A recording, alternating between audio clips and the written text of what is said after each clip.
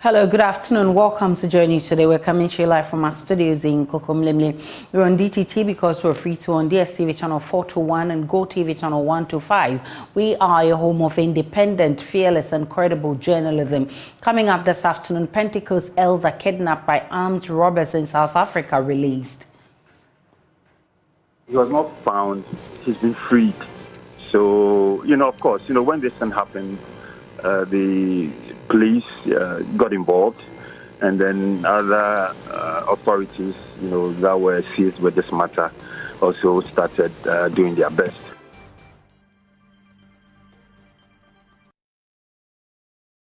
We have details, plus if you're planning to travel to South Africa beginning today, Ghana will not require a visa, but there are some conditions. And your ticket, and then you leave. But then, ordinarily, when you are traveling, you need to have your accommodation, you need to know where you are going to. Also, managers of the National Cathedral say it is fully cooperating with Raj and an accounting firm, its auditing firm, its accounts too, and investigations into alleged conflicts of interest. We have details.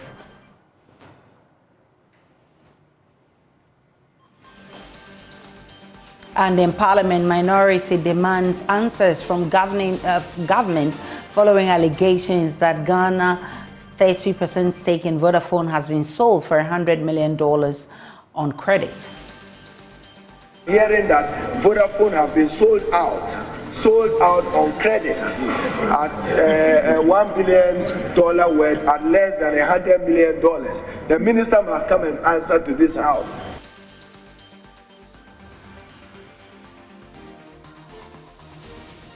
There's more as members promise budget showdown if government does not take steps to reduce taxes and ameliorate the sufferings of Ghanaians.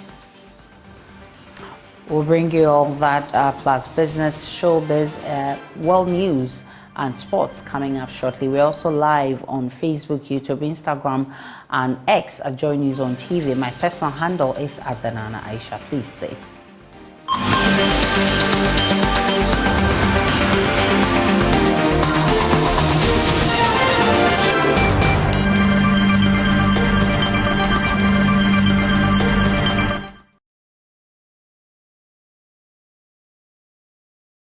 An elder of the Church of Pentecost kidnapped in Johannesburg, South Africa during a robbery incident in church last Sunday has been released. He was freed on Tuesday night and has been reunited with his family. The Church of Pentecost had declared a 3-day prayer and fasting to ask God to intervene for the return of the abducted deacon.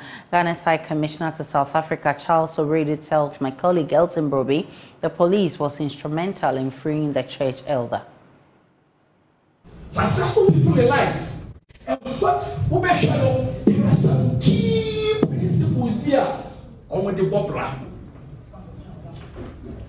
Now,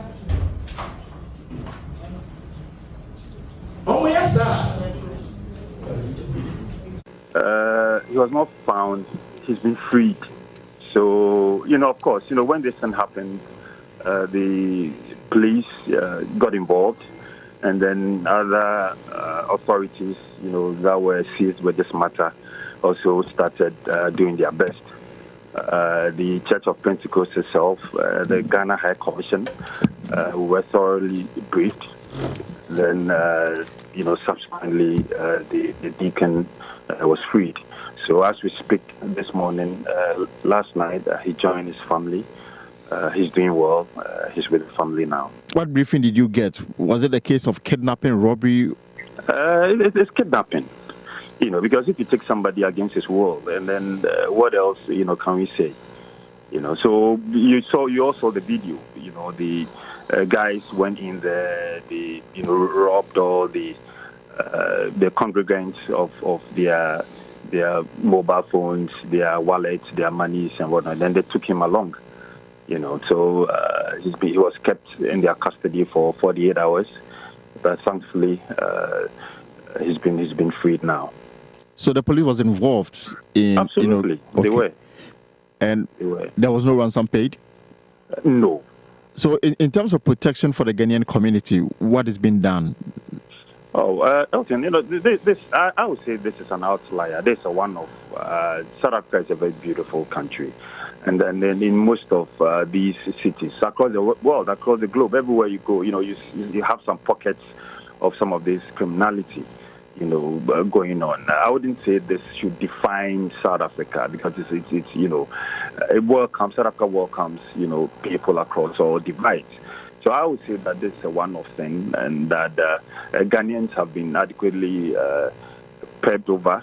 I've had occasions to meet them, engage them, discuss their security, like all the other ambassadors do, wherever they find themselves.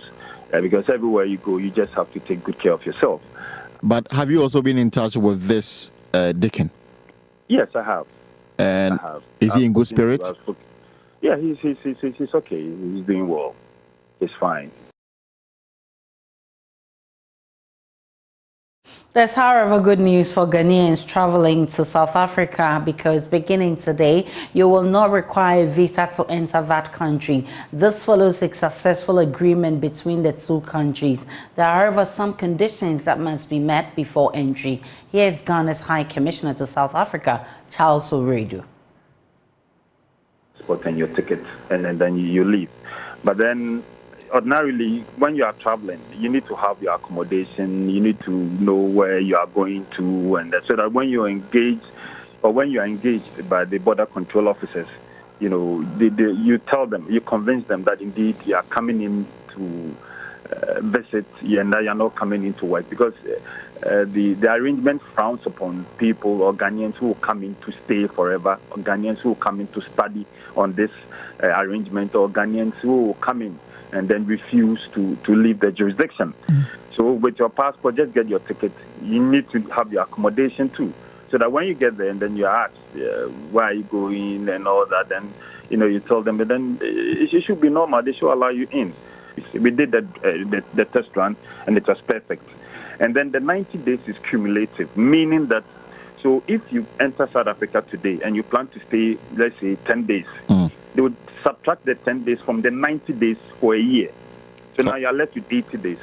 You can also decide to give it, one shot. You go there and then spend all the 90 days. Once you exhaust the 90 days within a year, and then you still want to visit South Africa, you have to apply for a visa. What about those Ghanaians already in South Africa for one reason or the other in terms of their stay, whether legal or illegal? That's not part of this deal. Initially, as part of the negotiations, we had tried, to have some of these people, especially like those who don't have criminal record. There are people there who've lived there throughout their whole lives. They've contributed to the economy of South Africa. They've done their best. They've paid their taxes. Some are teachers, some are this and that. And we thought that, having shown good behavior, having shown that they are desirous of, living in South Africa, we thought that we could get them off, whatever list that they find themselves. But then that we were not successful in that regard.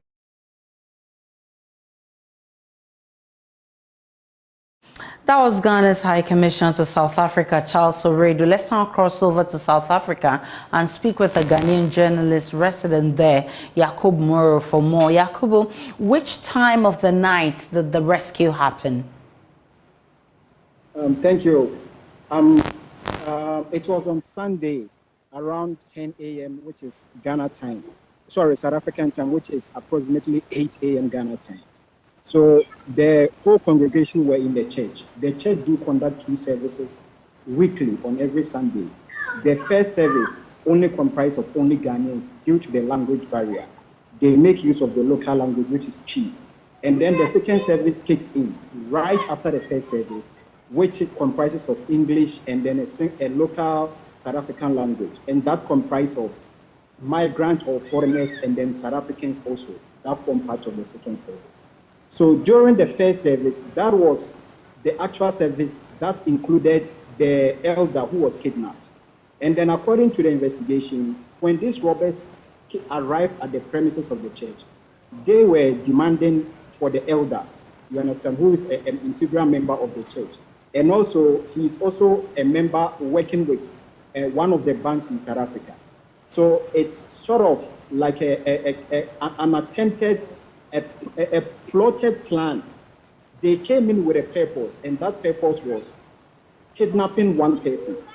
So they took advantage of the situation to rob fellow congregants about their personal belongings, bags, phones, etc. And then they left together with the elder of the church who was kidnapped. We were only hoping that the gentleman would be released without any harm being caused to him, because kidnapping isn't first of its kind in South Africa. It normally occurs. As I even speak with you, there is one Muslim Indian who is a South African who has long been kidnapped. It's almost 3 weeks now. We have no idea about his whereabouts. The police are on high alert searching for him. Do you have an idea why the kidnapping is rife in South Africa?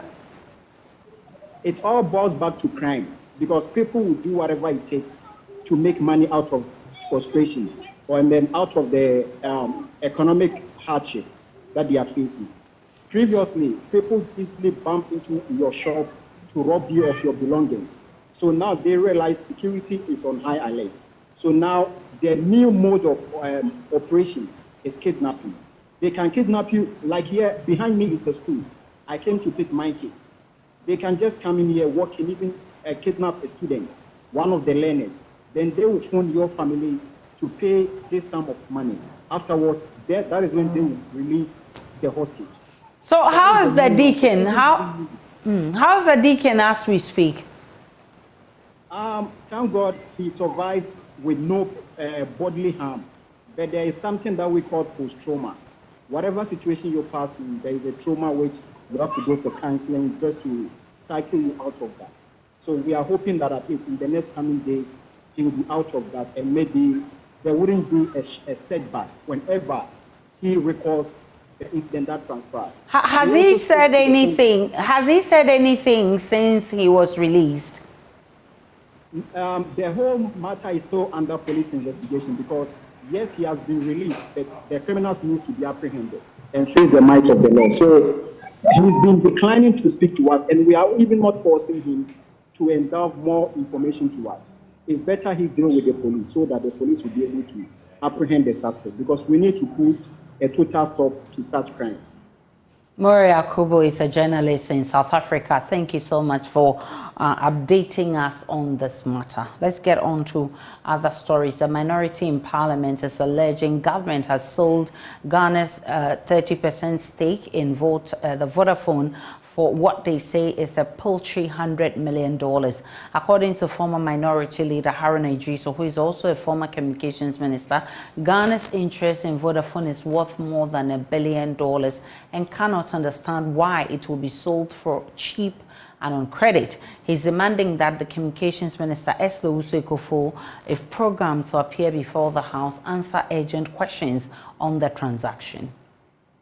I want the leader of government business and the business committee to program the Honorable Minister for Communications to come and respond to this House whether it is true that Vodafone, a $1 billion asset of the Republic of Ghana, have been sold on credit for less than $100 million US, and what the state of that transaction is as an economic transaction within the meaning of Article 185 of the 1992 Constitution, and probably also to update this House on the withering away of Ghana's telecom landscape and its trend. The telecom sector used to be a major revenue source for the government. We are hearing that Vodafone have been sold out on credit at $1 billion worth at less than $100 million.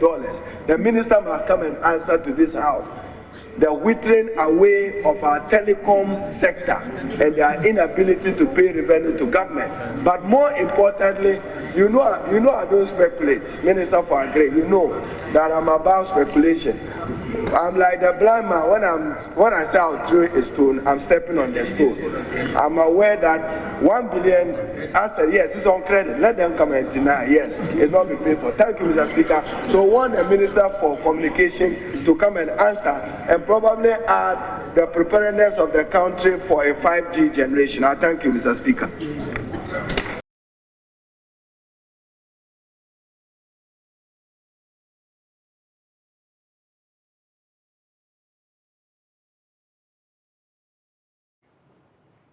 Let's still stay in Parliament because the minority in Parliament is promising there will be a showdown in the House if government does not take steps to reduce taxes and implement economic policies that will address the suffering of the public. Ghana is currently under an IMF program, but the economic indicators have not improved as expected, according to the minority leader, Dr. Cathedral, saying government will struggle to get the budget through the House if there are new measures which worsen the plight of citizens. Right, Honorable Speaker, let me use this opportunity to assure the people of Ghana that we in the Minority Caucus will scrutinize the upcoming budget statement and economic policy of government with eagle eyes. Mr. Speaker, the prevailing economic conditions has already made it very difficult for the ordinary Ghanaian and businesses, and therefore we can't be a party to any policy or measure which makes things even more unbearable and, in fact, miserable for the already suffering Ghanaians and businesses. Mr. Speaker, let me be blunt here. The upcoming budget statement will encounter resistance if it does not prioritize the need of the people and businesses. This, indeed, is our bottom line. Right, Honorable Speaker? So if this government knows that its upcoming budget statement will not prioritize the business of the people, particularly the businesses, let them get ready for a showdown. Mr. Speaker, let them get ready for a showdown.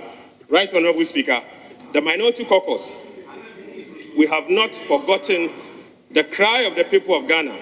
We have held the government accountable and exposed its sins and want to assure the people of Ghana that we'll continue to do so. We are tired of seeing many young professionals leaving our shores in droves because they find no opportunities in our dear country as a result of harsh economic conditions, poor governance, and indeed corruption. Mr. Speaker, the position taken by the Minority Caucus is not intended to frustrate the government. Far from that. We have taken a decision and a position to be on the side of the people of Ghana, as we have done in the life of this parliament. But Majority Leader Oseche Mensah-Bonsu says that will be much ado about nothing. As for the budget statement, I believe we will all witness what we need to witness.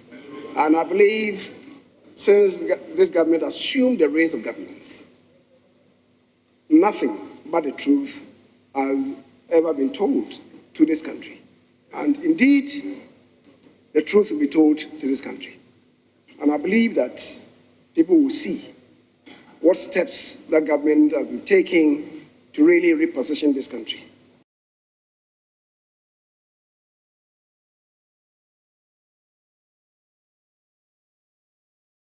Meanwhile, the Corporate Affairs Department of Parliament has applauded Joy News for its consistent and accurate news reportage from Parliament.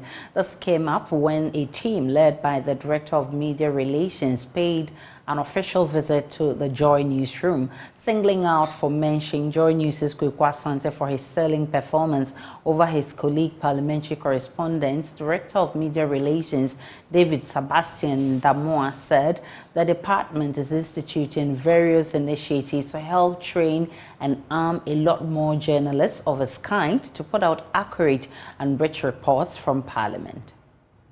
Parliament over the past years has enjoyed fruitful collaboration with multimedia.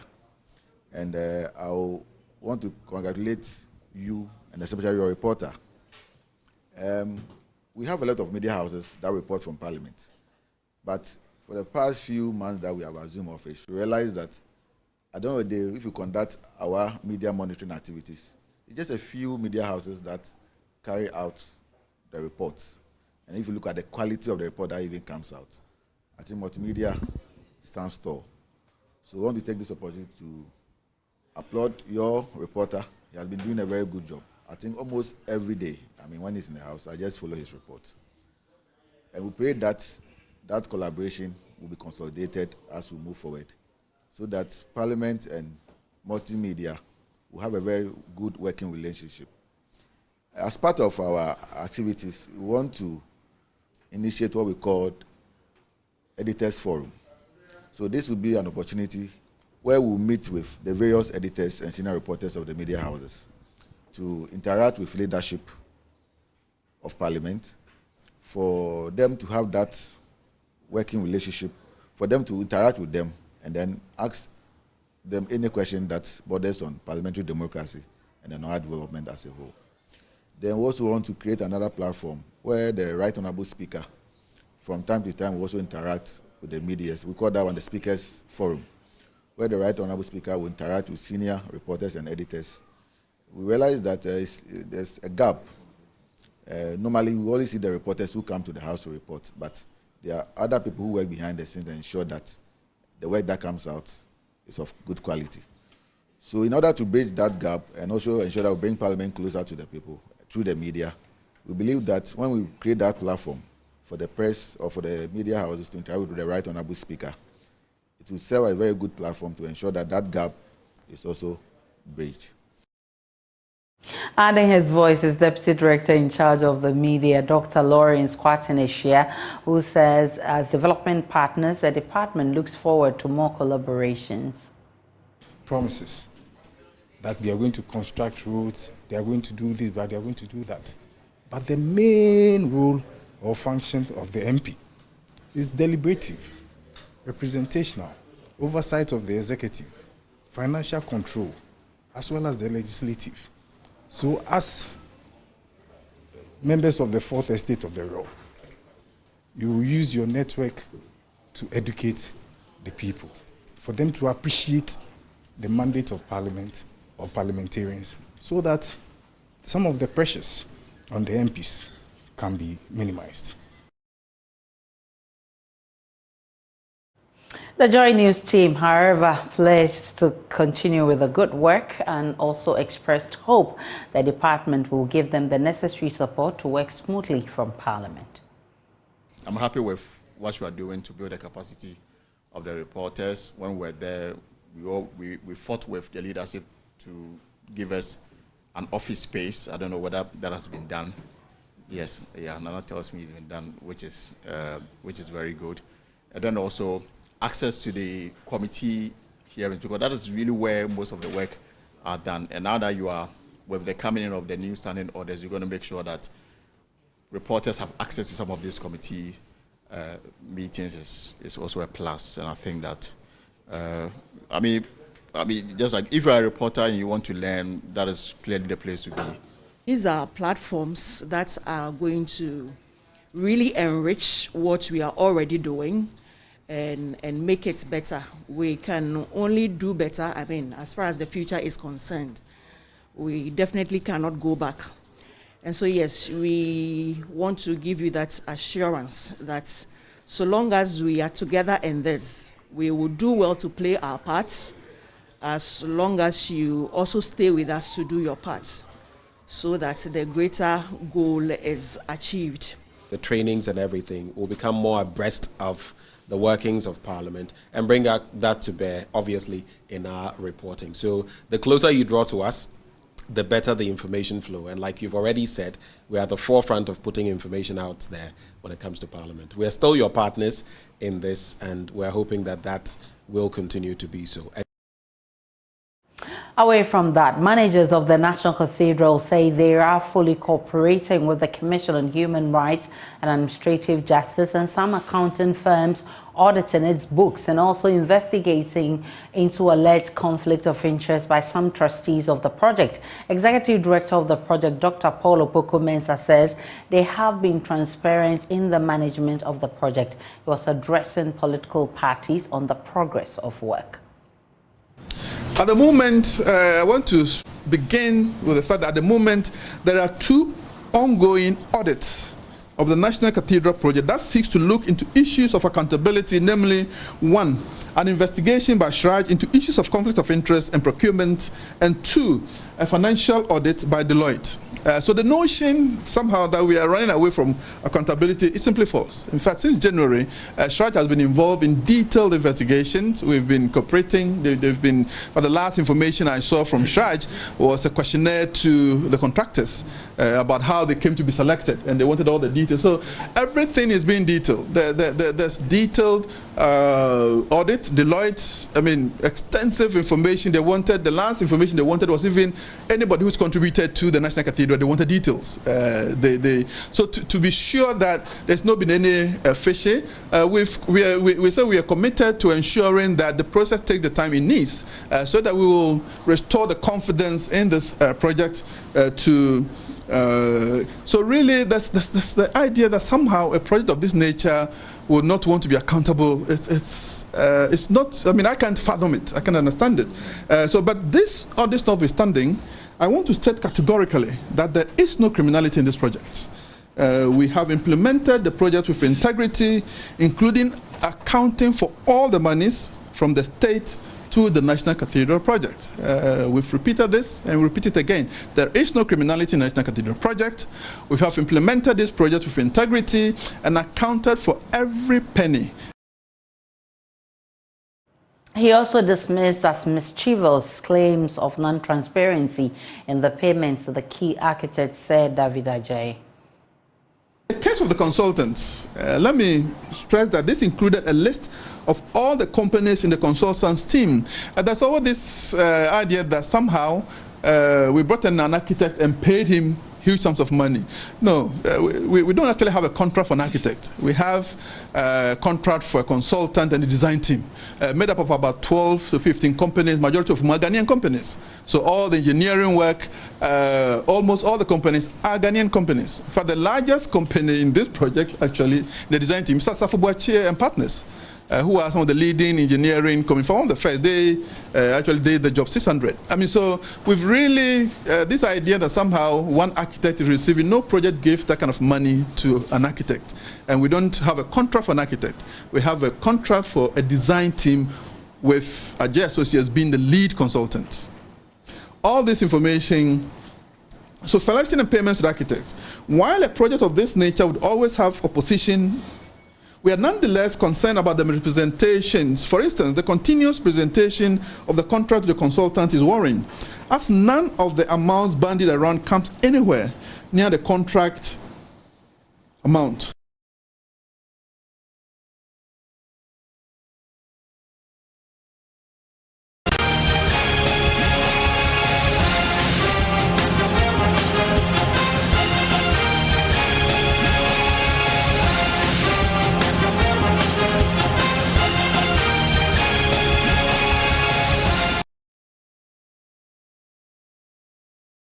And on your election headquarters, Vice President Dr. Bawumia is defending his record in the Nana Akufo-Addo-led government.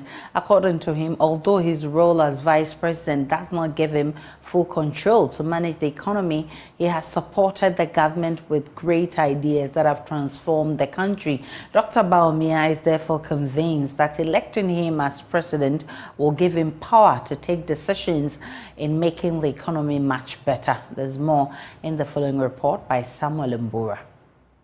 The Vice President, Dr. Bawumia, speaking at a mammoth rally climaxing his campaign tour in the Upper East region, made reference to digitization in transforming the economy under the Akufo-Addo government. He's optimistic of doing more if he becomes president. And you know that the work of a vice president is like the work of assistant headmaster, isn't it? Or first vice constituency chairman, isn't it? That is the nature of my work. But if you ask me, Dr. Bawumia, since you became vice president, what policies have you brought to bear on government that we can use to remember you by? I will tell you that we brought the Ghana card, no guarantor student loan, digital address system, mobile money interoperability. I have been able to support the government with all of these ideas. All of these ideas as vice president.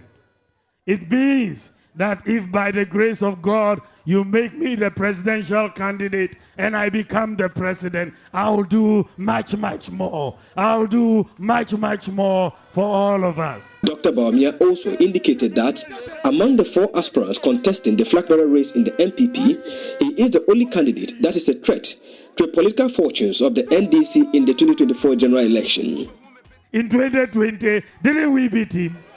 So if they are bringing him in 2024, who do you think can beat John Mahama in 2024? It's me. It's me. We beat him in 2016. We beat him in 2020. And I will beat him in 2024. So, on November the 4th, I'm just asking you to please give John Mahama to me, and I'll beat him for you.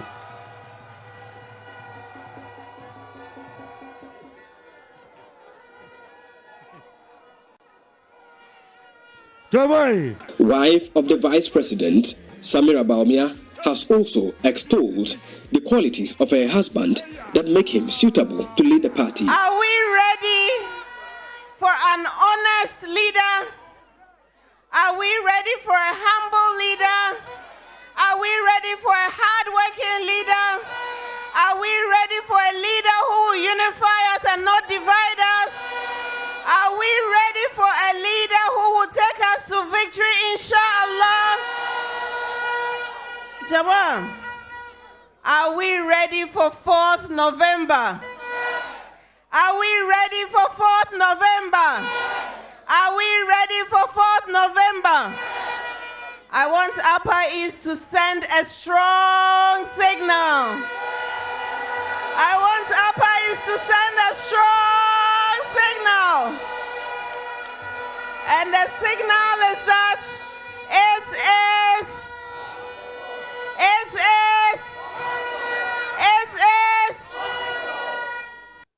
for them to know we are ready for 2020. Meanwhile, the candidacy of Dr. Mahmoud Bawumia has garnered overwhelming endorsements from the delegates across the country, as regional chairmen are leading the front with the pledge of giving him 100% votes at the Congress.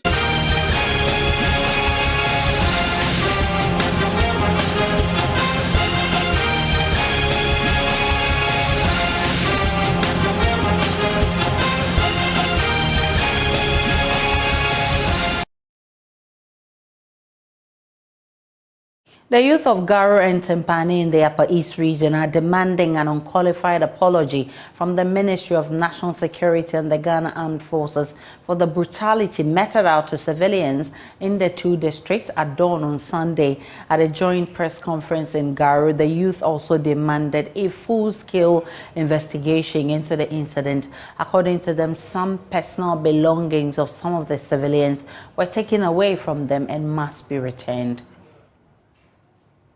These unprofessional military men claim that some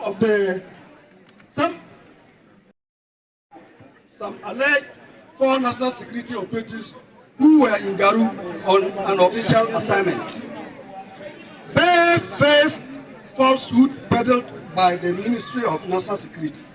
Ladies and gentlemen, permit us to set the record straight on some falsehood and half-truth peddled by the Ministry of National Security in their 29th October press release. 1. The Ministry of National Security claimed that the irate youth attacked the vehicle when the officers were seated in the Land Cruiser vehicle with registration number GS 7520-22, which was removed and kept aside the vehicle. This is not accurate. The record should reflect that the officers were not in the vehicle, but rather inside the police station at the time the unknown assailants fired gunshots into the vehicle. The claim by the Minister of National Security that the officers sought refuge at the Garu police station is wholly inaccurate, and yet another attempt to create disaffection for the people of Garu and Tipani. It was rather the vigilant youth who requested that the claim officers go with them from their hideout to the police station to authenticate their identity. If the Minister of National Security claimed that their barbaric act and unprofessional conduct was to retrieve the weapons used in attacking the vehicle, at least the DCEs were present at the time of the torture. We asked, where are the seized weapons? Yes, there are no single reported incident of the retrieval of weapons from any of the homes invaded. We asked, did the Minister of National Security and the military invade and visit such heinous crimes on the people of Wale Wale when a VIP bus that loaded passengers from Kumasi was burned into ashes at the Wale Wale police station? No! Why the people of Garu and Tripadi? Oh, start. Okay. On Tuesday, background to the issue. We're still live on Joy News today. Let's take a break. When we return, we'll bring you the very latest coming from the world of business.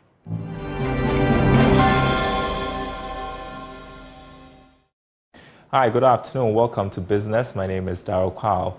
The Ghana National Chamber of Commerce and Industry is asking government to use the 2024 budget to inspire hope by initiating prudent fiscal policies that will propel private sector growth. This, it believes, will stimulate economic development. According to the Chamber, its members have had to bear the brunt of the recent economic turbulence coupled with exorbitant taxes. Speaking at the Chamber's 47th Annual General Meeting, President Clement Osei-Amoako called on government to use the 2024 budget to turn the struggling economy around.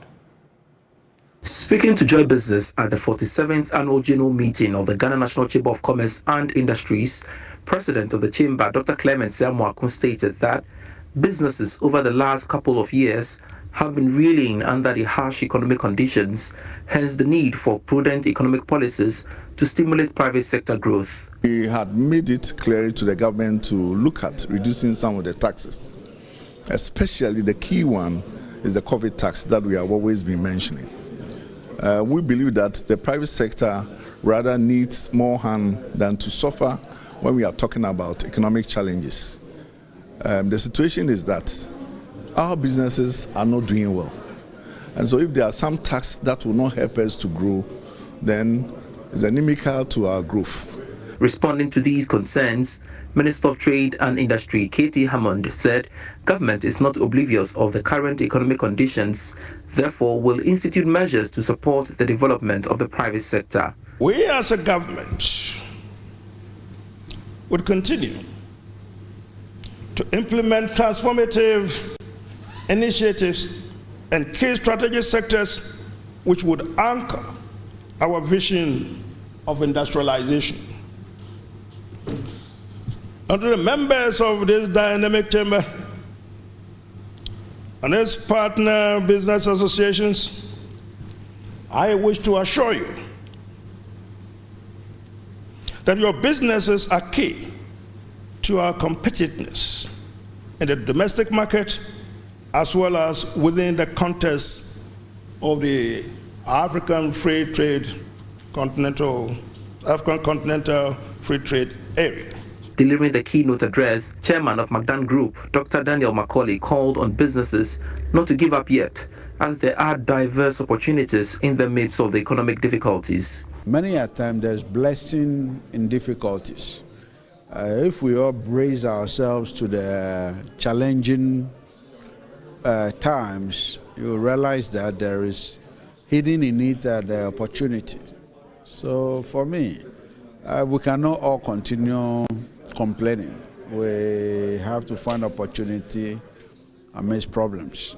The 47th AGM was another theme, building business confidence in the midst of the economic challenges.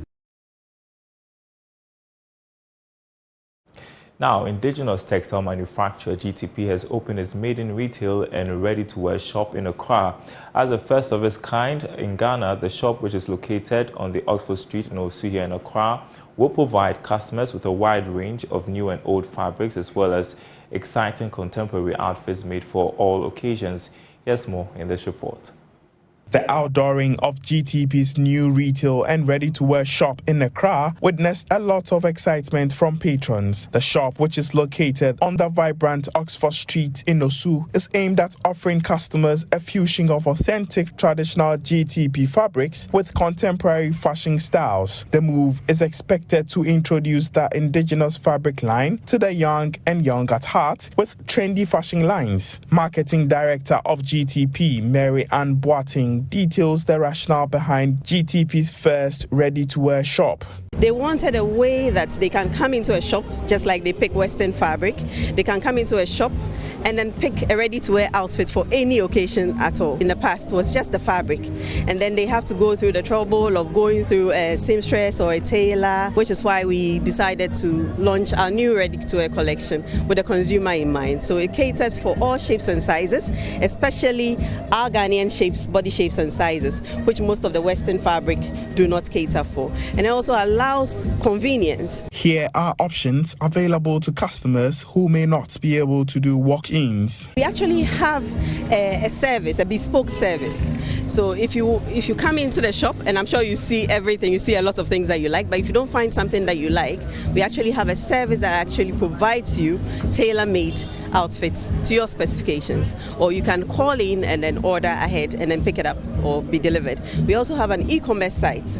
So if you go to shop.gtpfashion.com, straight away in the convenience of your home, you can be the outfits and the fabric can be delivered to you. It's a pioneer initiative from GTP. This is offering easy access both online in the comfort of your home and then a brick and mortar shop where you can walk in, have a feel, have the experience of the shop in all its glory. TV host and content producer Sika Osei expressed excitement at the new clothing lines. Just being here alone, I've seen so many different versatility of styles that people have done, which makes it, just very, very, very beautiful. So yeah, kudos to GTP with their new ready-to-wear line. I've seen some pieces that I'll be picking up myself.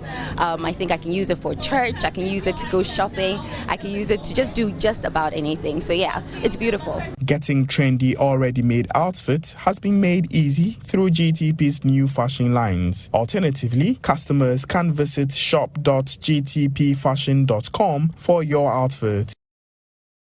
And that's all for this segment. The news continues after the break.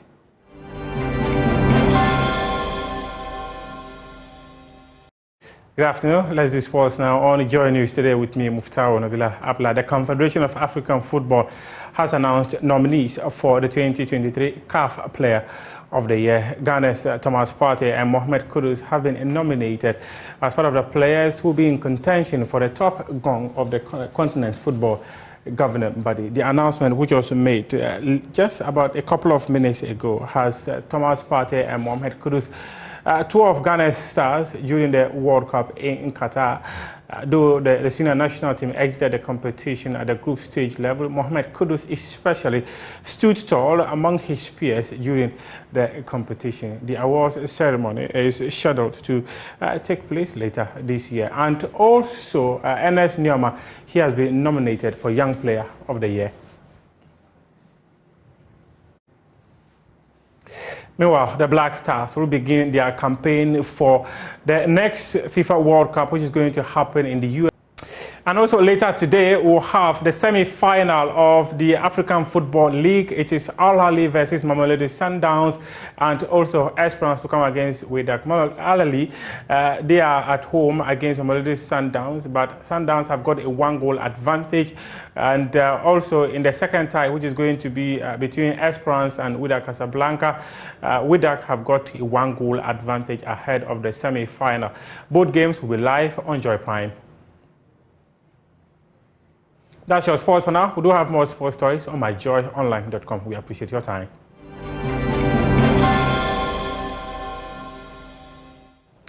Well, you're welcome to Showbiz, and the 2023 edition of Adum Praise was at the Perez Dome on the 29th day of November 2023 with the theme How many of faith voices united in praise? Well, this year's edition of Adum Praise was just for choirs. So 11 choirs mounted the stage to give patrons a memorable event. The multimedia choir gave a sterling performance and kept all the patrons in the auditorium standing on their feet throughout the performance. Well, if you missed out, this is a glimpse of what happened when multimedia choir got on stage.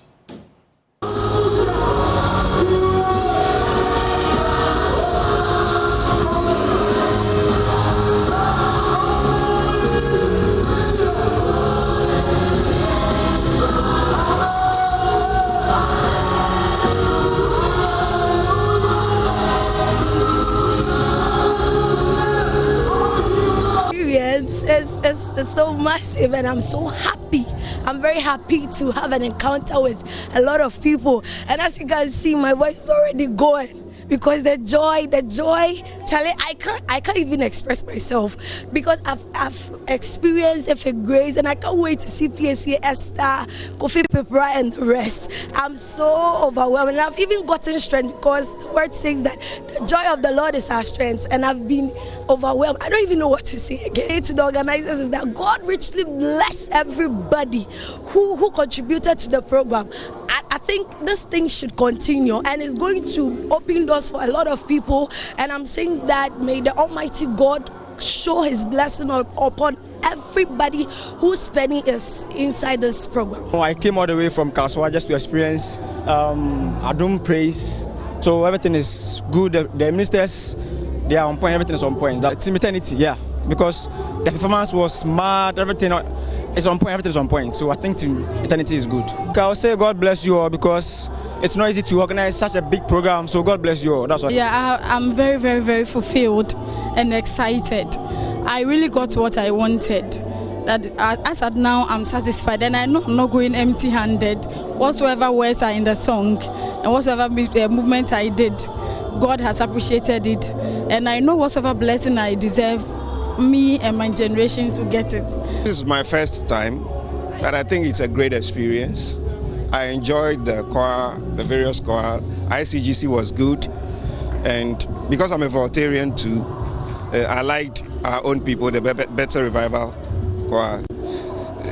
Everything was okay. The worship was nice, and I felt the spirit. This is the first time I'm attending this program. Though I've been a member of this church for some years now, but I did not have the opportunity to be here, and I cannot express my joy in worship and praises inside there. I felt lifted up this evening, and I felt that what I'm going through personally. And there you had all the patrons, or some of the patrons who came, and some of the first timers. It was indeed a beautiful sight to behold. Well, the name is Ibrahim Ben Bako, and let me hand it over to Aisha. Ibrahim. Of course, from daddy to daughter. Thank you so much, Ibrahim, for bringing us the showbiz. That will be it for the bulletin, actually. My name is Aisha Ibrahim. Do log on to myjournline.com. There's more of the news and updates of all the developing stories. Do enjoy the rest of our program.